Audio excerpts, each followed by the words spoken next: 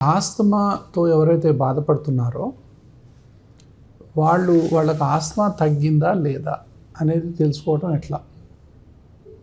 వాళ్ళు నైట్ నిద్ర డిస్టర్బ్ అవుతున్నా, ఏ పని చేద్దామన్నా ఆయాసం వస్తున్నా, తర్వాత అంటే ఊపిరి ఆడక ఇబ్బంది పడుతున్నా, సో అంటే క్వాలిటీ ఆఫ్ లైఫ్ లేనట్టే లెక్క.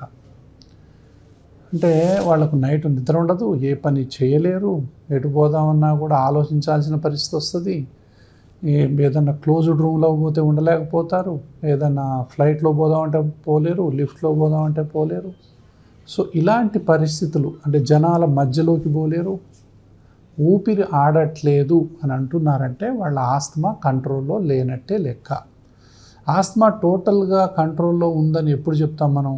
వాళ్ళు నైట్ నిద్ర డిస్టర్బెన్స్ అనేది అవ్వకూడదు. చీటికి మాటికి నెబులైజర్లు లేకపోతే ఇన్హేలర్స్ అనేది వాడాల్సిన అవసరం రాకూడదు. ముఖ్యంగా సాల్బిటమాల్ ఇన్హేలర్స్, ఆస్తలిన్ ఇన్హేలర్స్ వాడుతూ ఉంటారు. వాటి వాడకం మీరు రోజు వాడుతున్నారంటే మీ ఆస్తమా కంట్రోల్లో లేనట్టే లెక్క. రోజు నెబులైజర్ మీరు వాడుతున్నారంటే మీకు ఆస్తమా కంట్రోల్లో లేనట్టే లెక్క. సో ఇట్లా ఏ పని చేసినా, మెట్లెక్కితే ఆయాసం వస్తుందా, పరిగెత్తితే ఆయాసం వస్తుందా, బరువు లేపితే ఆయాసం వస్తుందా, సో మాటిమాటికి దగ్గు వస్తుందా, మాటిమాటికి ముక్కు గారుతూ ఉందా, దాని తర్వాత అంటా ఉన్నారా, సో ఇట్లా అంటే క్వాలిటీ ఆఫ్ లైఫ్ అనేది మిస్ అయిపోవటం. ఏదన్నా పని చేద్దామంటే పని చేయలేకపోవటం, ఎక్కడికన్నా పోదామంటే పోలేకపోవటం, పోస్ట్ పోన్ అన్నా చేస్తారు, అవాయిడ్ అన్నా చేస్తారు ఏదైనా వర్క్ ఉంటే. కాబట్టి ఇట్లాంటిది మీరు ఉన్నది అంటే మీరు ఇంకా మీ ఆస్తమా కంట్రోల్లో లేనట్టే లెక్క.